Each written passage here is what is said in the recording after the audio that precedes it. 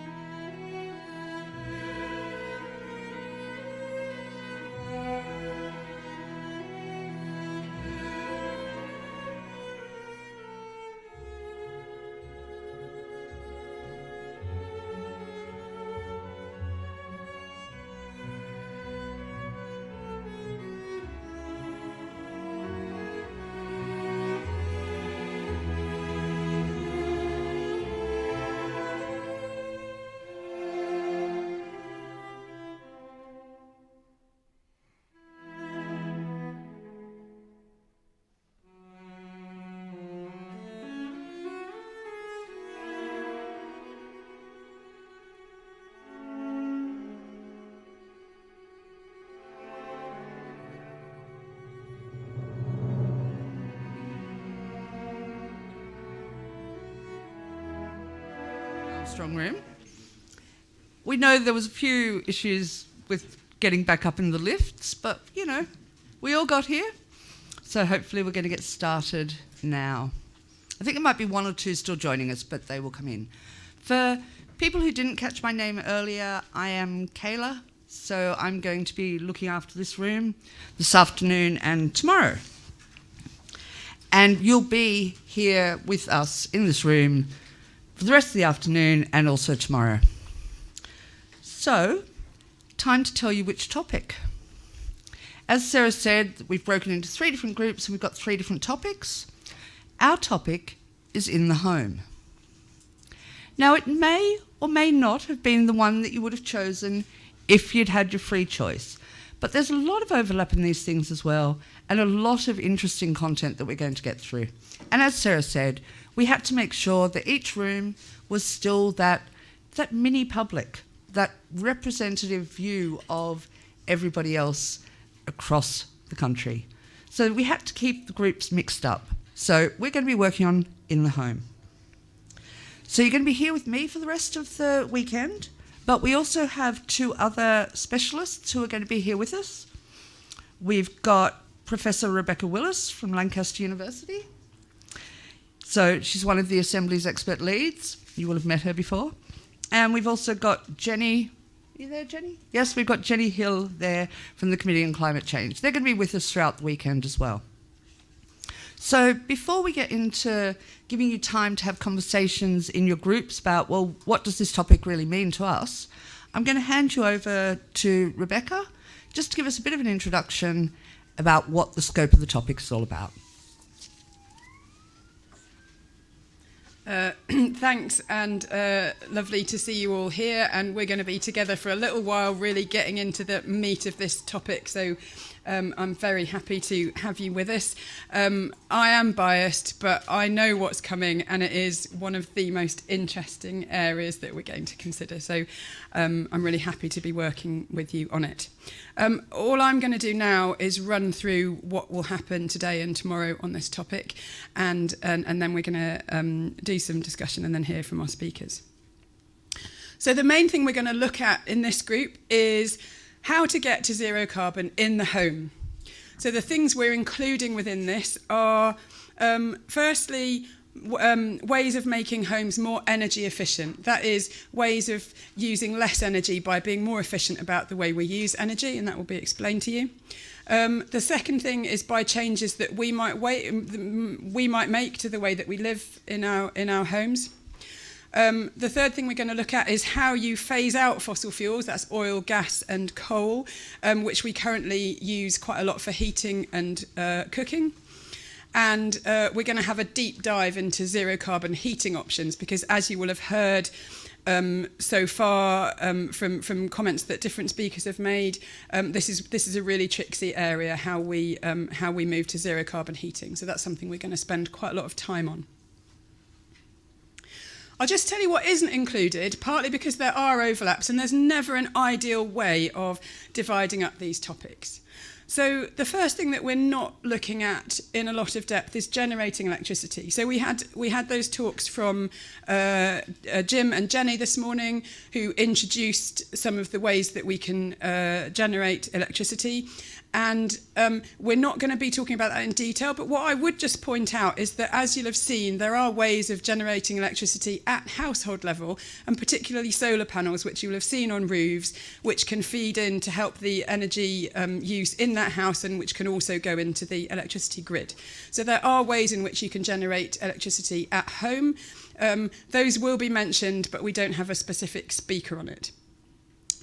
We're not looking about transport, because that's another group, but again there are some overlaps, really interesting overlaps around if we move to electric vehicles, how we charge electric vehicles, how they take their power, how you plug them in, and how that fits into the sort of home energy system, if you like. So that's another interesting area that we might touch on, but we're not looking at wider transport issues.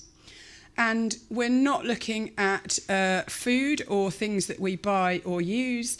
The exception to that is we are thinking about appliances in the home which use electricity. So, gadgets, phones, IT equipment, other electrical appliances in the home, things like washing machines, that sort of thing. So we will be talking about those a little bit, but in terms of their electricity use, rather than the products themselves.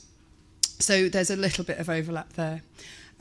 This is what you're going to get speakers on, but I would, the whole point of this is to try and make connections. So if there are connections to be made between what we're talking about today and some of the stuff that you heard earlier about electricity generation or hydrogen or carbon capture, they all link up. So I would encourage you to make those connections wherever possible and to ask questions about those. Looking at how our discussions are structured, broadly speaking, we're going to start with the question of what needs to happen, and then we're going to move on to how it could happen. Okay, so looking at first at what needs to happen, this is an overview of the changes that will be needed to our homes if we're going to phase out carbon emissions, and how is who will bring that about, what people and organisations might be able to help us do that. So the first panel, you'll hear from speakers firstly about making homes more energy efficient, trying to get them to be as efficient as possible and use as little electricity and heating as we can. We'll also look at reducing demand, maybe through changing the way that we live in our houses, maybe through changing or improving the technologies that we use. And then we're going to have this deep dive on heating and look at different technologies that can be used for heating on hot water. And those include things like heat pumps and hydrogen boilers.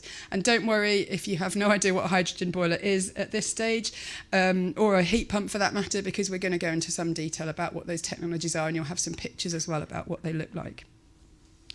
So that is essentially what needs to happen.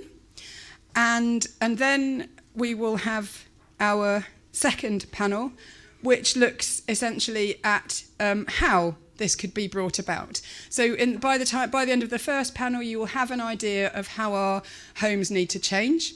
And in the second panel, you're going to be presented with a whole range of speakers telling you the different ways in which we could achieve those changes. So this panel is tomorrow morning, but the kinds of perspectives you'll hear from are what could be done through local authorities? What kind of strategies could local authorities like cities play? What role could they play in getting our homes to zero carbon? And you'll have some examples of cities and local areas that have done some really good stuff already, and you'll have an idea of what will happen, what could happen in the future. We're going to be hearing from a speaker from a community organisation who will say what community groups can do, and what's called non-profit organisations, which are essentially organisations that provide a service but don't make a profit out of it. They reinvest that profit into the community. So we'll look and you can get an idea of whether you think that's an approach that might be useful to move towards zero carbon homes. We're going to look at the role of businesses. Both what services business can offer to help us do this, and also what support they need in order to do that. And we're going to look particularly at a new approach which we're calling heat as a service. We'll explain what that is, but it's basically, rather than selling you gas, it's selling heat. It's selling you the service of heating your home. So again, we'll go into a lot more detail of that, so it will be explained in full. All those speakers will offer what they will sort of set out their stall for what they can offer to get our homes to zero carbon. And they will also say what they would need from other actors in order to bring that about. So what they would want government to do, what role there might be for businesses, and what they would expect of us all as people who live in houses. So they will talk particularly, given that you're advising Parliament and government, they will look particularly at what they would want government to do for their approach to work. Right across this theme are questions around fairness and consumer protection, because when you're talking about changes to people's homes, it's obviously really important to consider the circumstances of people living in their homes. If they're asked to make changes, can they afford to make those changes? If prices change, can they afford that? How do you help people who might be vulnerable because they have particular needs for heating? So there's lots of questions around vulnerability, fairness and consumer protection. Consumer protection, how do you know that, if you're being sold new equipment, how do you know that that's fair? And that is, how do you know that you're not being conned when you're sold something? So we've addressed fairness and consumer protection in two ways. The first thing is we've asked all our speakers in panel 2 to talk specifically about how under their approach that they would ensure fairness and consumer protection. And we've also got a separate speaker who will cover those issues directly. So that should be a theme running through it. That is like a whistle-stop tour of what we're going to be looking at. I've just condensed it all into less than 10 minutes, but there'll be a lot of stuff there that it hasn't been explained fully yet, but that will evolve as we unpack it. We just wanted to give you an overview at the start of what we'll be doing together, both this weekend and in future sessions. Thank you.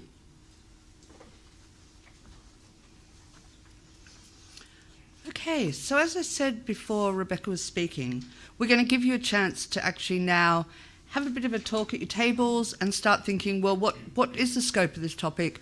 What sort of things does it cover? So we're going to ask you to look at 3 questions. The idea of how do you actually use energy in the home at the moment? What types of appliances you have? What types of different energy you use? How do you heat your home? It's a key thing for a lot of people. And what, if anything, do you currently do that might be about trying to save energy or electricity in your home?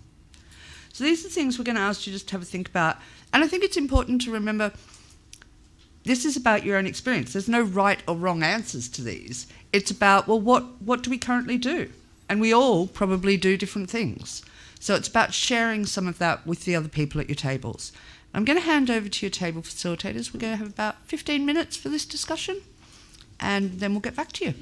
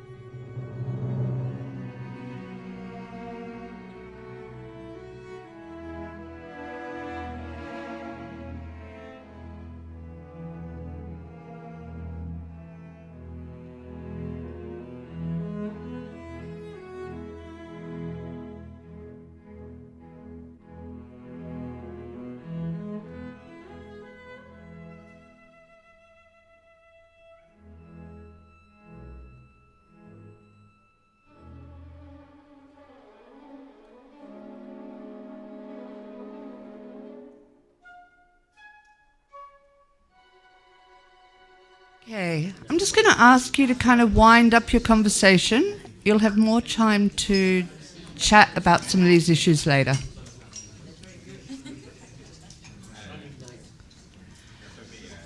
Okay, so we are going to be moving on now to the panel that we talked about, so the panel for this afternoon. And we have 4 speakers for this afternoon. And can I just suggest before we start doing introductions for them, that if you are sitting in a position that means that you can't really see the screen, take a minute now because we are going to be using the PowerPoint slides. So take a minute now just to make sure you can actually comfortably be able to look at the screen because we are going to have 4 presentations. So before I introduce people, I'll also let the facilitators hand out the first set of slides that they have there if anyone does want to have them for reference. Okay, so this panel is really going to focus on what needs to be done to get us to net zero by 2050. So very much as Rebecca was introducing. And we've got 4 speakers coming along to speak to us. You'll see them here and I'll get them to give you a wave when I introduce them. So we've got Jenny Hill, Committee on Climate, and she's going to introduce the panel and talk about some of the key issues that it's going to be covering. So we've got Jenny there. We've also got Professor Nick Eyre from the University of Oxford. Give him a wave, yep. And he's going to be talking about ways to reduce the amount of heat and electricity we use in the home. We've got Richard Lowes from UK Energy Research Centre about ways we could heat our homes with electricity. And Chris Clark, Wales and West, ways we could heat our homes using hydrogen. So picking up on some of the topics that we spoke about this morning. Just so you know, as usual, we're going to stop after each of the speakers, give you a couple of minutes just to consider any questions that you may have had for them. But we're going to collect up and go through all 4 of our speakers before we come back and start thinking about, we'll open up a panel, we'll give them a chance to actually answer some of those questions. One other thing I need to remind you is that, remember Alan spoke last night about 2 different types of witnesses, 2 different types of presenters that we were going to be having here today? Some of them are what we're calling informants, okay? So they're there to tell you about the range of research and the range of views that exist. They're not giving their personal opinion.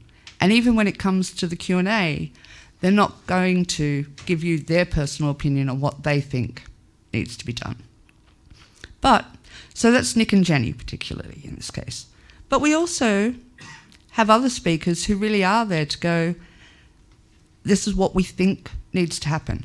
And they're called advocates. This is back to what Alan was talking about last night. And they are able to give their personal view or the view of the organisation they work for about what it is that they think needs to be done. So you can ask them questions as to why, and hopefully they'll be able to give you some interesting, good evidence, some good examples, some good arguments. We all right? We're all ready? Okay, so now I'm going to introduce the first of our speakers and invite Jenny up.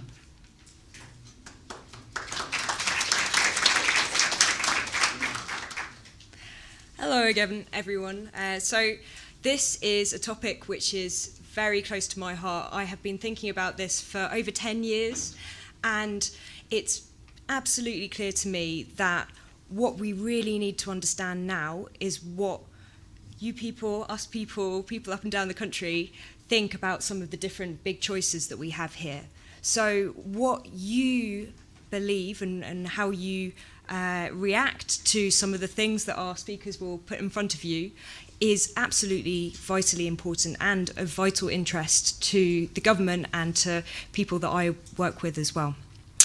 Okay, so in our session this afternoon, we've got 3 fantastic speakers, and essentially they're going to cover 3 questions. First of all, we're going to get a sense of how difficult it is to get our homes to net zero emissions. And a very quick answer there is that it is really genuinely difficult.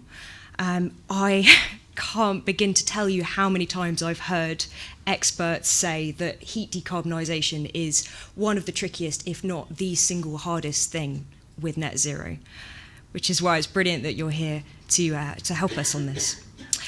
The other point is that we're not doing very well in the UK at the moment. So if you look at emissions from buildings, as we'll see, they've been fairly flat in recent years.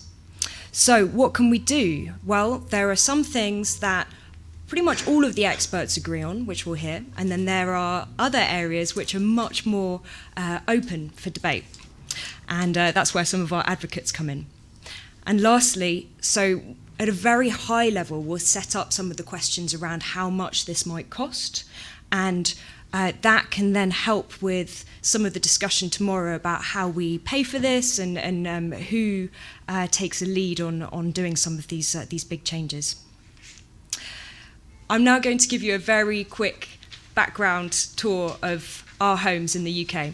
So at the moment, we've got just under 30 million homes in the UK, and they use just under 30% of our total energy. And most of that energy currently goes towards heating, so heating and hot water, which you can see are the two largest segments here in grey and red.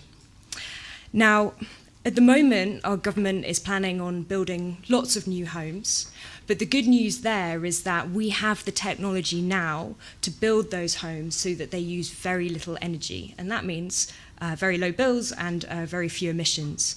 So when we're thinking about this question as a whole, a lot of the focus, if not most of the focus, is on these existing homes.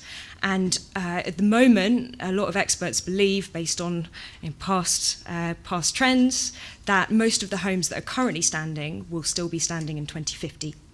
So really, that means that we've got this big task ahead of us, which is looking at upgrading almost all of those 28 million homes.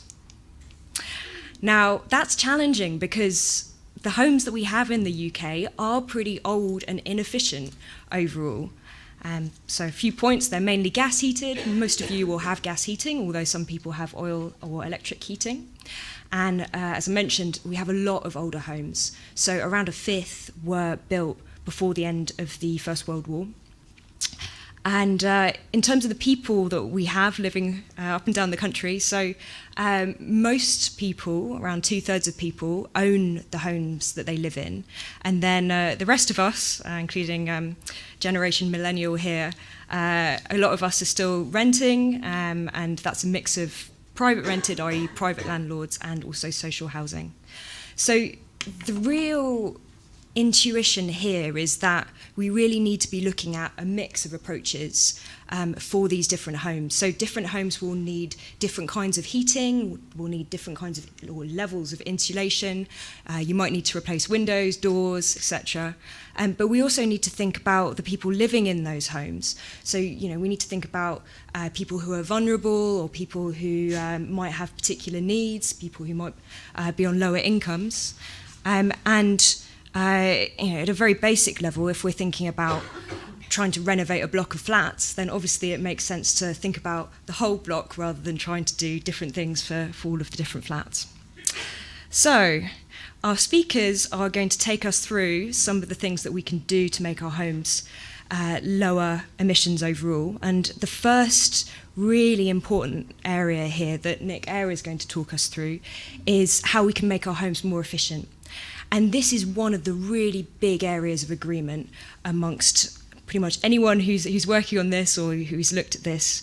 And that is really because of all the benefits that it can bring. So if we insulate our homes, it can mean lower energy bills, it can make our homes more comfortable, and it can also reduce emissions at the same time. And so Nick is going to talk to us about some of the easier things that we can do.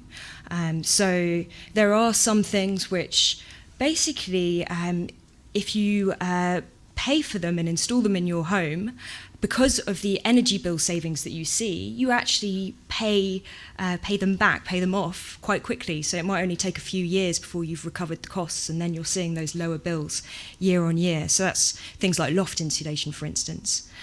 So we'll hear about those, and then we'll also hear about some of the trickier ones. So some are a bit more expensive, and some are a bit more disruptive. But I guess what I really wanted to leave with you here is that there are huge benefits to doing this. It can really help make homes affordable to heat, and there are also big savings. So, for instance, there's an estimate that the NHS, the cost of poor quality housing is currently between 1.4 billion and 2 billion every year in England alone. And so, if we look at this in the round, actually, this stuff can deliver real benefits across society. Now, the only real limit here is, I guess, the main limit, I should say, is in terms of costs. So, if you try and go really, really far in terms of making existing homes efficient, you do see the costs start to go up. And these are very rough estimates, but we're talking potentially £20,000 or £30,000 per home. And so that's where we start to look at instead what you can do in terms of switching away from fossil heating and switching towards other kinds of heating. I'm going to talk very quickly about this because we don't have a big focus on this, but it is an area where there is quite a bit of agreement amongst experts. So something that you might have heard about is essentially district heating systems. Now, this basically means that you pipe hot water between buildings. It's also known as central heating for cities sometimes because typically you will only do this in a really built-up area where you've got a high concentration of buildings. And although at the moment only 2% of our heating in buildings in the UK is done using this kind of approach, if you go to other countries like Denmark, for instance, then it's over 40%. And the reason we think this could be really helpful for net zero is that it means that you can connect up homes and then it's really easy to switch it in one go to a zero carbon source. And also there is reason to think that it can compete in terms of cost with gas, if provided you have enough demand. So it's positive overall. It has to be done right though. And Becky mentioned consumer protection. And essentially, we have to make sure that if we do go down this route, you have adequate consumer protection in place and that people don't get bills which are too high and that they get a good quality service overall. Provided you have all of that in place, though, the estimates at the Committee on Climate Change are that this could be a reasonable approach for, say, up to 5 million homes by 2050. So then, this is my last slide. Working back, we had our 28 million homes. We've done what we can do in terms of efficiency, and maybe that's cut our demand and cut our emissions by 20% or 30%, maybe more. And we've also thought about perhaps looking at connecting up homes to district heating systems.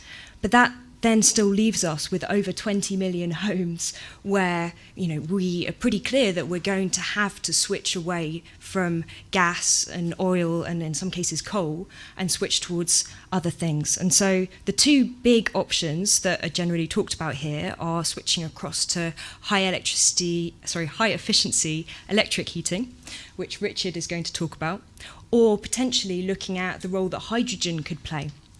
So 3 quick things on those. Both are likely to lead to higher bills overall. The costs are pretty uncertain, and the best estimates that we have at the committee, but also other experts, are that there isn't much in it between these two options in terms of costs. So it's much more about how we feel about these things, what we're happy to have in our homes, and that's where this discussion can really come in. Quick point, so you can combine them actually in one house. So you could have a small hydrogen boiler and you could have an electric heat pump working together efficiently. And we could also see different solutions being used in different parts of the country. So I'm going to hand over to our speakers, but before I do so, I just wanted to give, I guess, a few thoughts on this, and that is that this is a difficult area. It's unlikely that we are going to solve this question over the course of the next few weekends, but because, as I've said, it is really something which is shaped by what we want as a society and what we're comfortable with, it will be really, really interesting to hear your thoughts and hear what you think about what our speakers have to say. Okay, thank you.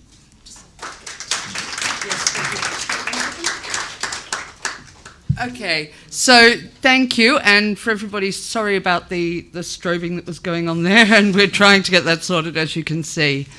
But I'm now going to hand over to your table facilitators. I have a couple of minutes just to note down and collect up any questions. For the next couple of speakers, I'm not going to jump back in. You don't need me interrupting. You know when the speaker finishes, join back to your table and see come up with questions for them for future. All right, over to you for a few minutes.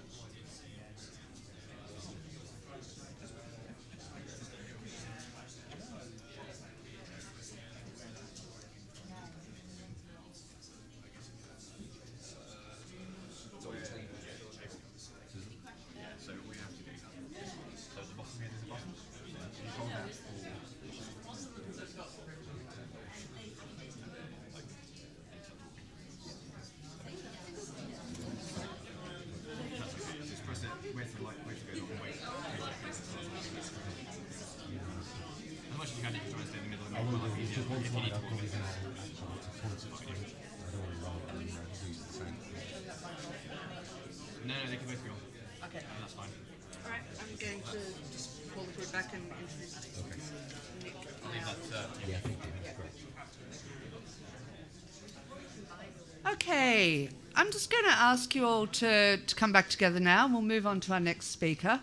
Clearly, as we're going along, if something that another speaker says,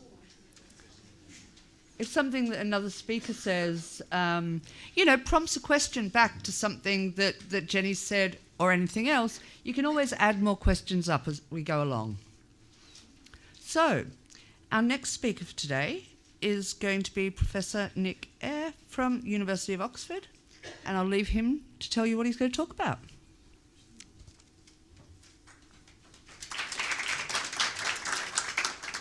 Thanks, Kayla, and good afternoon, ladies and gentlemen. So I work in the University of Oxford. I also work in a centre that's called the Centre for Research into Energy Demand Solutions.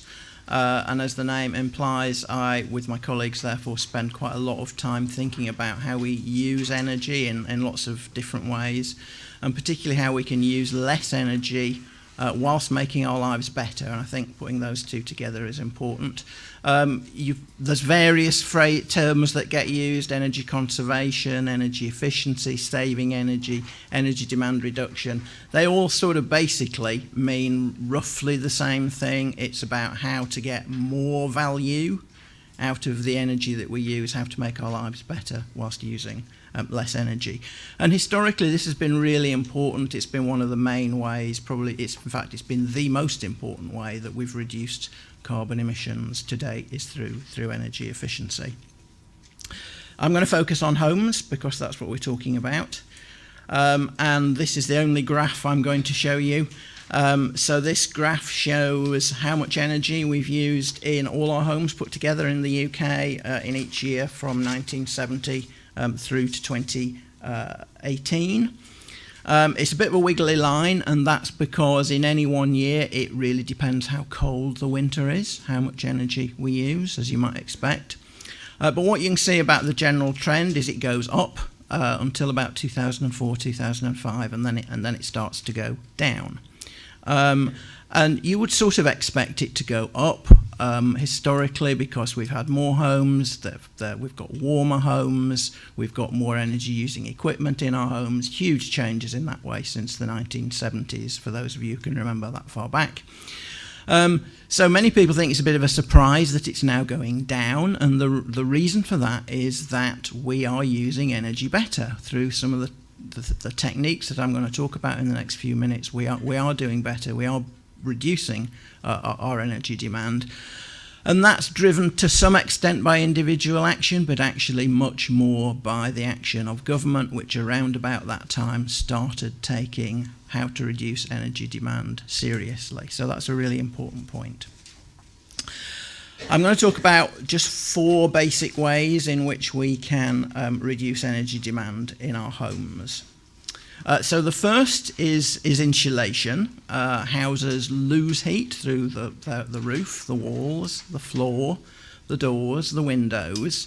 And in all those cases, we can insulate them better. So all insulation means is slowing down the rate of heat loss through something. And if we reduce the rate that heat is lost from a house, then we reduce the rate where we have to put heat in, so we don't need as much heat from the heating system. That means it's cheaper to run the heating system, and it means the carbon emissions are lower. As Jenny said, for new houses, this should be relatively easy, so I'm going to focus on older homes. Now, each home is different. We've actually done reasonably well in UK homes in rolling out loft insulation and double glazing. Most homes have now got that. An early priority, I think, must be to do those more of those measures to make sure that every home has got those, and that would reduce our energy bills by about 5 to 10%. But the larger savings are going to be more difficult, and that's principally because they are more disruptive and more expensive. We're talking about things like ripping up floors to put insulation under the floor. We're talking about putting thick insulation on the outsides of solid walls, things that are really quite disruptive and quite difficult. And so that does raise some skills, which I think you might want to think about. How do we get a building industry that can do these measures at the scale that's needed? How do we provide the right incentives for householders to want to do this, because it's quite disruptive, and who pays for those? Who pays for those measures? All of those are, I think, going to be the really difficult questions that Jenny mentioned. The second way we can reduce energy use in our homes is by increasing heating system efficiency. Now, the next speakers are going to talk quite a lot about heating systems, so I'm not going to say a lot about this. But it is important to think about the efficiency of the heating system, how much energy is needed in the heating system to keep a home warm. Again, we've got a cup half full, cup half empty issue. We've done very well in rolling out condensing boilers, which are an efficient sort of gas boiler. Most homes have a gas boiler now. They're mainly condensing, and they're a lot more efficient than old-fashioned boilers used to be. And if you remember that graph I showed you, one of the main reasons that energy use has started to come down is that our gas boilers are a lot better than they used to be. But as this slide shows, we probably need to change to an even more efficient system. I think most people think that heat pumps will play a big role in the future. And the point of a heat pump is that, unlike a boiler, which where you burn fuel to produce heat, a heat pump, you use some fuel to pump heat from outside the house to inside the house. So you get more heat into the building than the energy that you use in the heat pump. Now, again, we're talking about quite disruptive, quite big changes, and I know that the next speakers are going to talk about that. But in many ways, it raises the same sorts of challenges that I talked about for building insulation. How do we get the industry to make such a huge change? How do we make it attractive for householders to do this? And who's going to pay for it? The same sorts of issues apply. So my third area that I want to talk about is reducing temperatures in homes. This is where it maybe gets a bit more controversial. But the facts are that for every 1 degree centigrade we reduce the temperature in our homes, we save about 10% of the fuel bill. And therefore 10% of the carbon emissions from heating as well. So there are real cost and environmental benefits in doing this.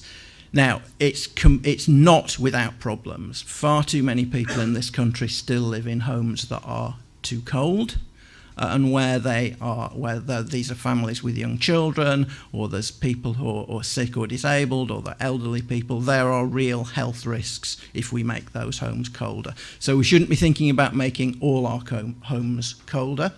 But for those of us who are fortunate enough to be healthy adults living in warm homes, then actually we can live in cooler conditions, and I think it's fair to think, how can we do that?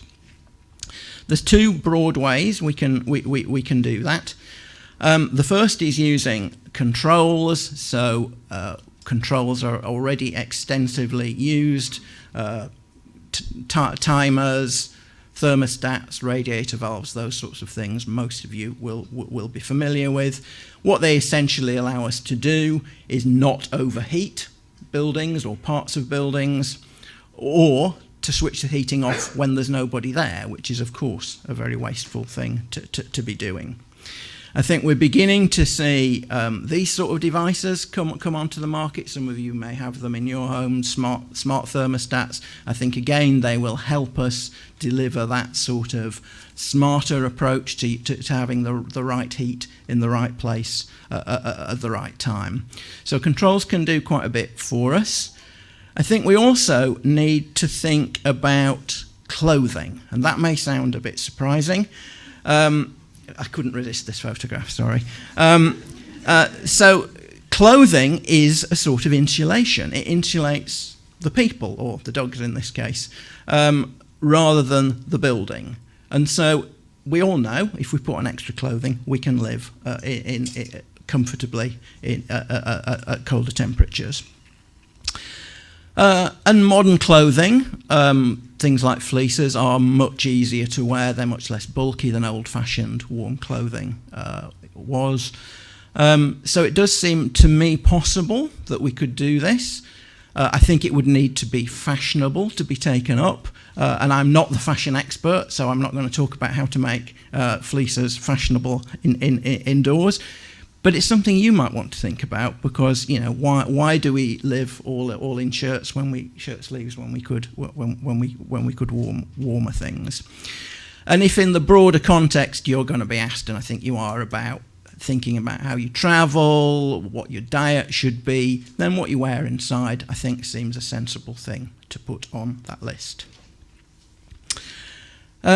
So that's the third area, reducing temperatures in homes. Now, all those three areas, insulation, improved heating systems, reducing temperatures in homes, they are all about heating. And as Jenny showed you, water heating and space heating are most of what we use energy on. So I've got one slide to go. But the rest of our energy is used in lights and appliances, roughly equally split between cooking, lighting, refrigeration, washing, and electronic appliances. Again, there's a pretty good story to tell in some areas here that the light-emitting diode bulb of that type is 10 times more efficient than a tungsten light bulb. In other words, it uses only 1/10 of the electricity to produce the same amount of lighting. There's similar good stories to tell. We use much less energy in fridges and freezers than we used to do. You'll have seen this energy label on many of those products in shops. That helps us buy the right product, but it also helps government regulate those products. So you can't buy inefficient fridges anymore. It's illegal for people to sell them to you. There are areas where demand has been growing, not surprisingly, in electronics, and we will always need to keep an eye on these areas where products are growing rapidly. So I'm just going to end with a few conclusions. Some of this is easy and some of it's difficult. So, not buying the wrong product, that's relatively easy. Insulating our homes, changing heating systems is going to be much more difficult. That means there's some of this we can do, each of us, independently, but actually a lot of it is going to need government and business to work on this with householders to make these big changes happen. So I think it needs to be a shared enterprise, but it has to happen. We're not going to get to net zero without most of these changes. Thanks.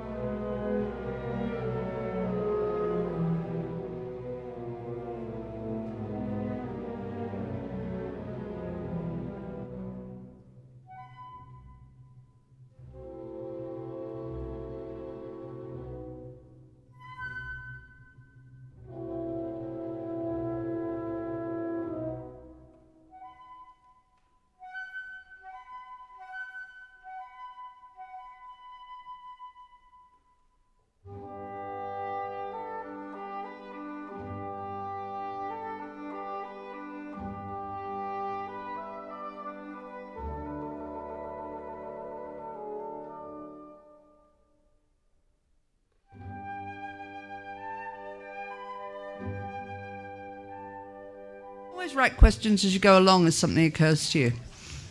And I didn't remind people at the beginning, although I meant to. It's a bit mean to do it now for our next two speakers. But you do have your red and your yellow cards there. If there's stuff that you're just not following or you're just not sure what they're talking about, you just need a little bit more re-explanation, then use the yellow and red cards. The speakers have all been warned, so they know it's coming, and they know that actually it's just a matter of stepping back over what they were doing, rephrasing it, and starting again. So, I'd now like to introduce the first of our advocate speakers. We've got Richard Lowes from UK Energy Research Centre, and he's going to be talking about ways we could heat our homes with electricity. So I'll hand over to Richard.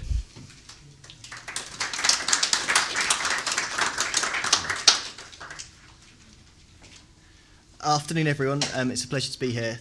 My name is Richard Lowes. I am a researcher with the UK Energy Research Centre, and I'm based in the University of Exeter.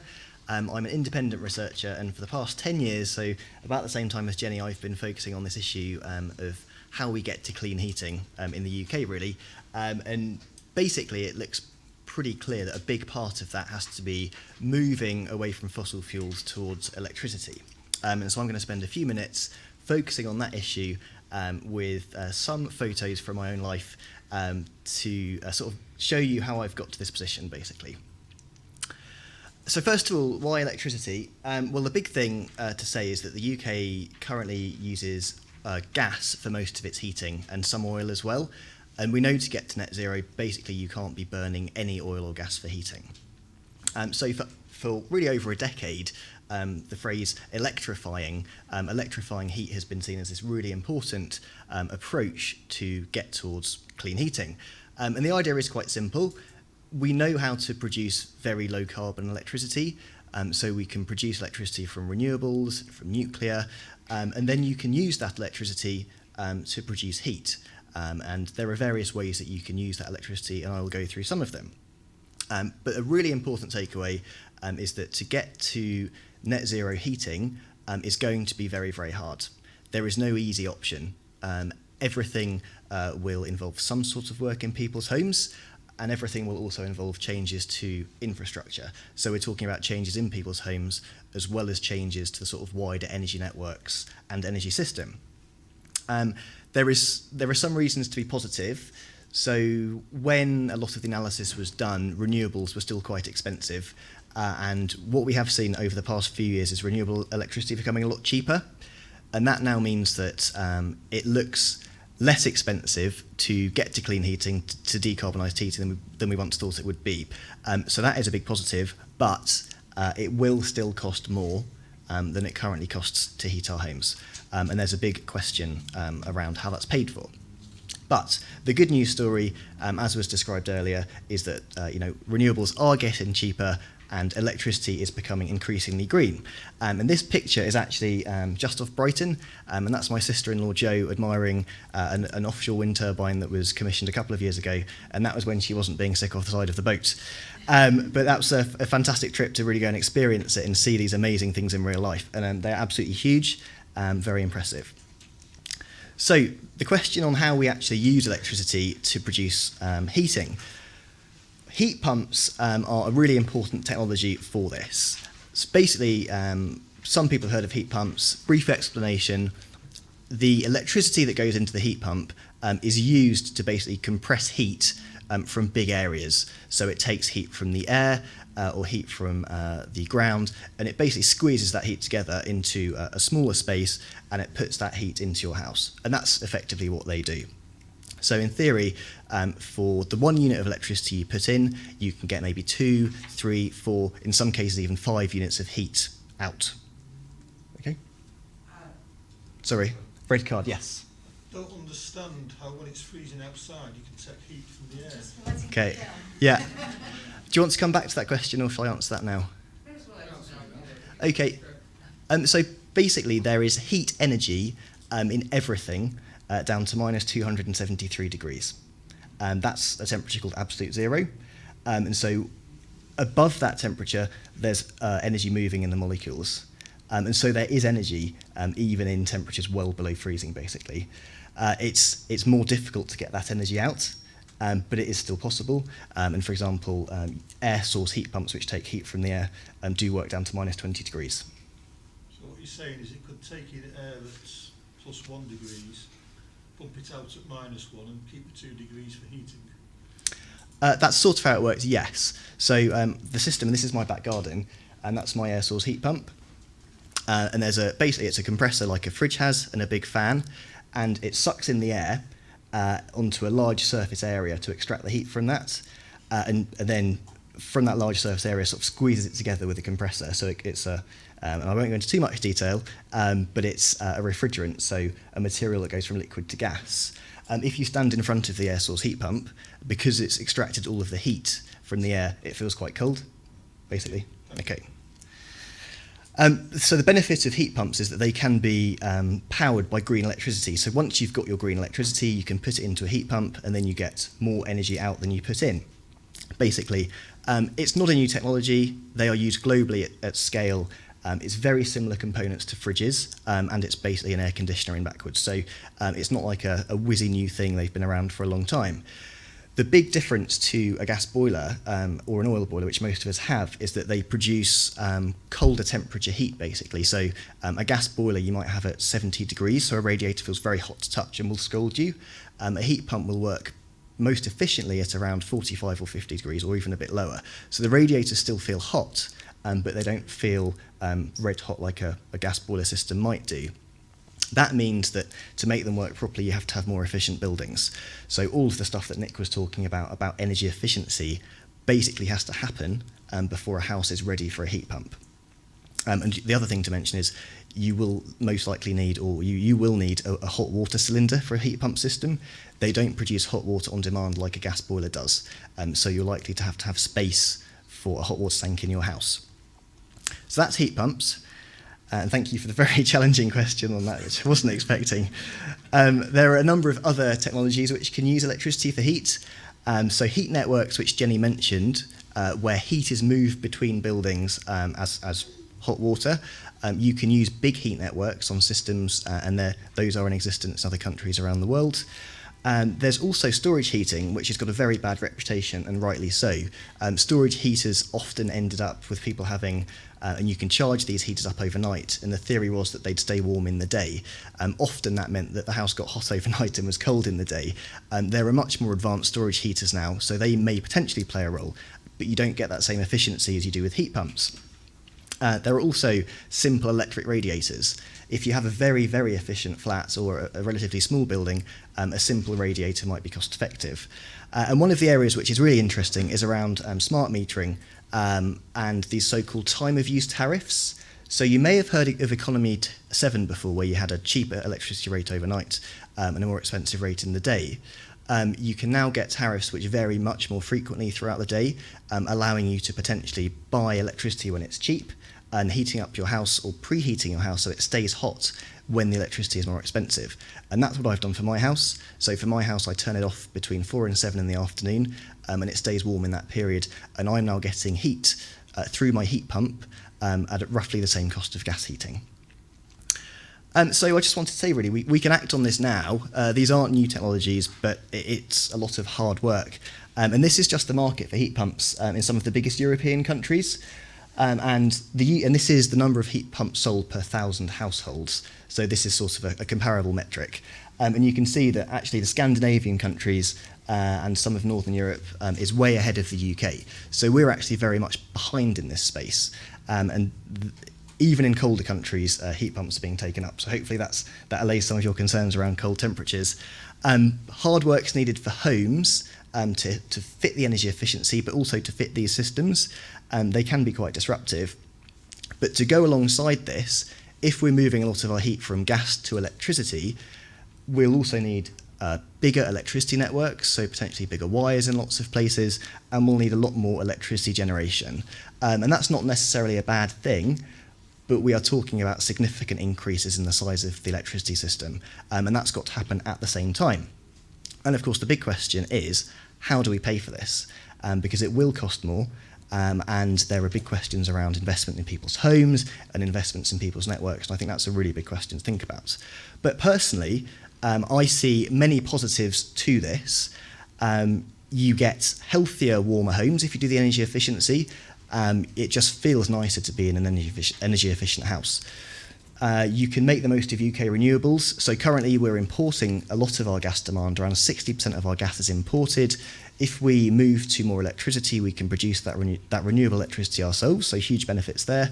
And there's something around a high-tech focus for heating that I think the UK can really lead the world in, where we're talking about things like matching renewable supply with smart tariffs and with heat pumps, with multiple benefits across the economy. I just wanted to say something quickly, finally. There is a big battle going on at the moment in the debate around the future of heating in the UK, because there are some big interests who basically have a lot to lose. We have obviously a very big gas industry, gas networks, appliance manufacturers and so on, and there has been a lot of resistance to this idea of electrifying heat because obviously there's quite a lot to lose. And we've seen similar resistance in other sectors, so around bigger fossil fuels and big industries fighting things. And new ideas and new entrants, such as heat pumps and their representatives, struggle to compete with some of the lobbying and influencing from the gas industry. And so converting the gas grid has emerged, converting the gas grid to run on hydrogen has sort of quite recently emerged as this easy, quick fix solution to decarbonise heating that doesn't disrupt consumers. And my personal view is there could be really big benefits to hydrogen as a solution because you don't need to do as much work in people's homes. But at the moment, we simply don't know whether it's possible. It's never been done before, and we really don't know how much it will cost. But on the other hand, we do know that electrifying heat is possible, and we have quite a good idea of how much that will cost. And various people around the world have already done it, and I've even done it in my own home. So I would say do trials of hydrogen and do them rapidly, but at the moment we need to focus on what we know already works because we just quite simply don't have time to waste, and that is focus on electrifying heat in the most efficient way.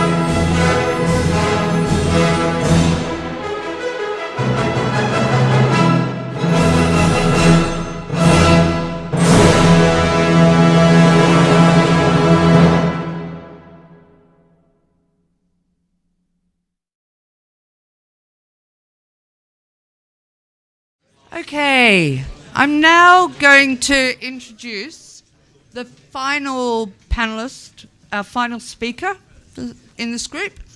So we now have, we now have Chris Clark from Wales and West, and he's going to talk about ways that we could heat our homes with hydrogen. So I'll hand over to Chris, and off you go.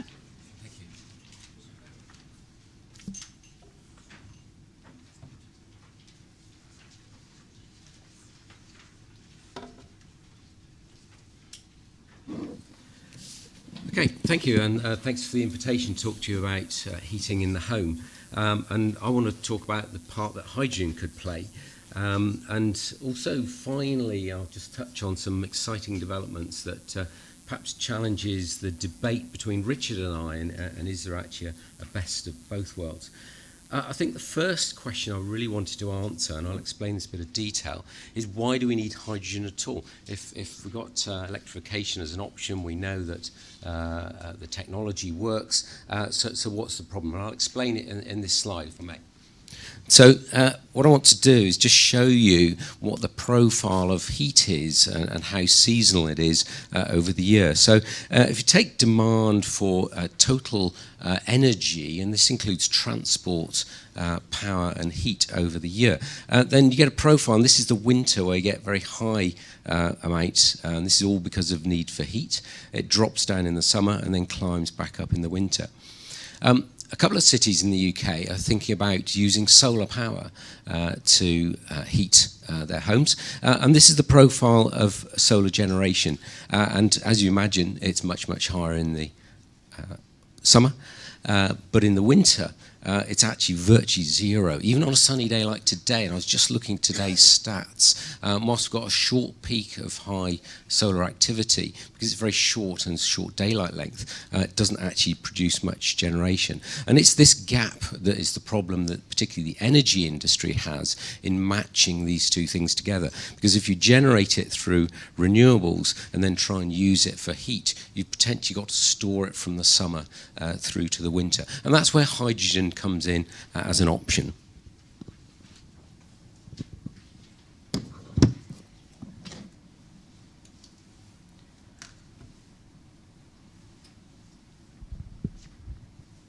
So a little bit more about hydrogen. So it's been touched on today already, and I just wanted to cover a little bit more about hydrogen. So it's a fuel that burns just like gas, but emits no carbon dioxide when it's actually used.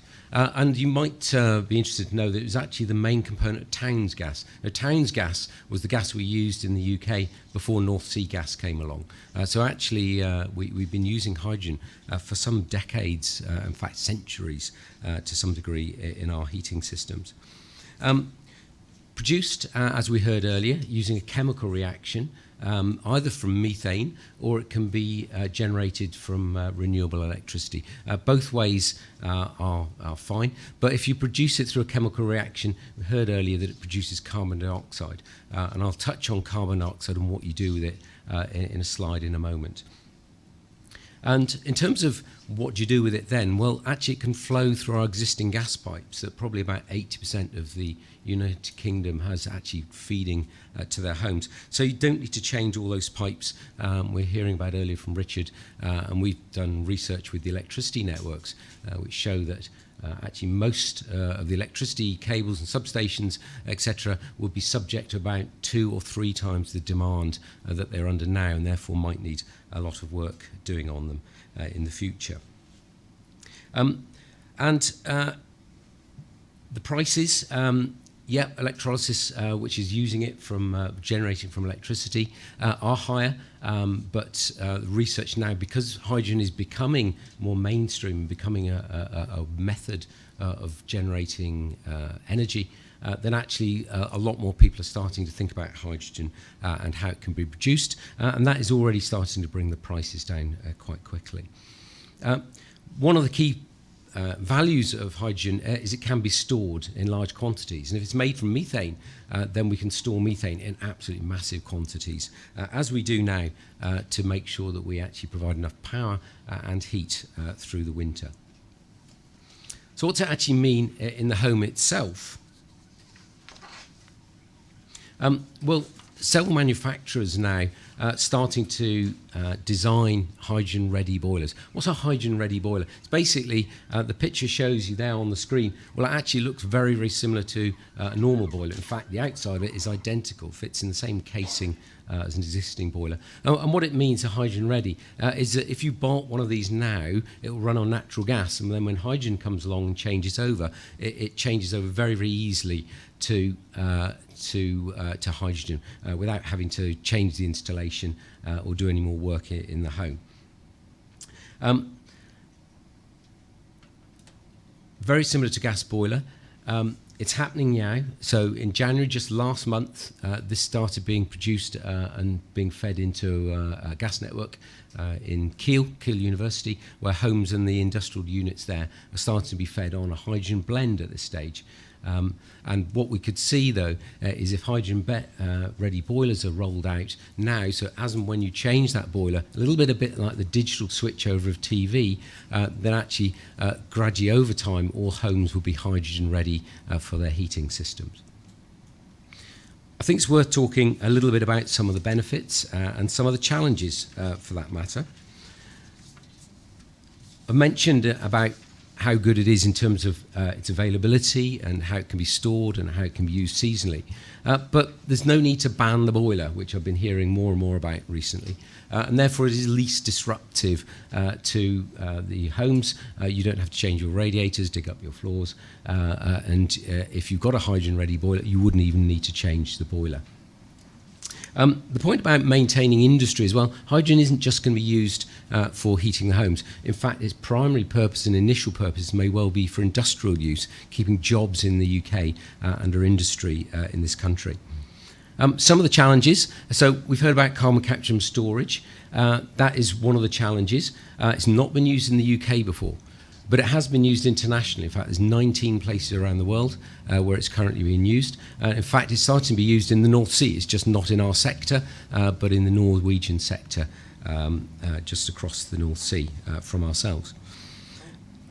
Yeah. I just wanted to raise a question. I thought you said it didn't produce any carbon dioxide. So yeah, I'll explain that. So when it actually burns, it just produces water. But to create it from methane, it produces carbon dioxide at that point. Yeah, good question. Thanks for clarifying that one. So, is hydrogen produced in the UK already? Yes, it is. There are a number of plants, but they don't capture the carbon at the moment. So they would need to be used with that carbon capture and storage. The people do have reservations about it. So I'm being completely open about that. Certainly around the technology. Which is actually much more available than a number of people think it is, but also the commercial costs of hydrogen, and therefore that has to be considered as part of this, and I'll touch on that in a moment. In terms of design, so this is actually happening now. So in the northwest of England, a detailed design study is being carried out, which would see hydrogen initially being provided to industry with carbon capture and storage, and that carbon dioxide will be pumped back into gas wells in the Liverpool Bay. Pumping gas back into gas wells is actually quite a routine activity. For quite a number of decades we did it in the UK in a storage field called Rough, which was one of the offshore gas fields in the North Sea. So we know that gas can be pumped back and securely stored underground in gas wells. But I did want to spend just a moment or two talking about this new technology, if you want to call it that. It's existing technology being used in a different way. And this is hybrid heating systems. So can we perhaps take an existing central heating system and add a small air source heat pump, as Richard was showing you just now?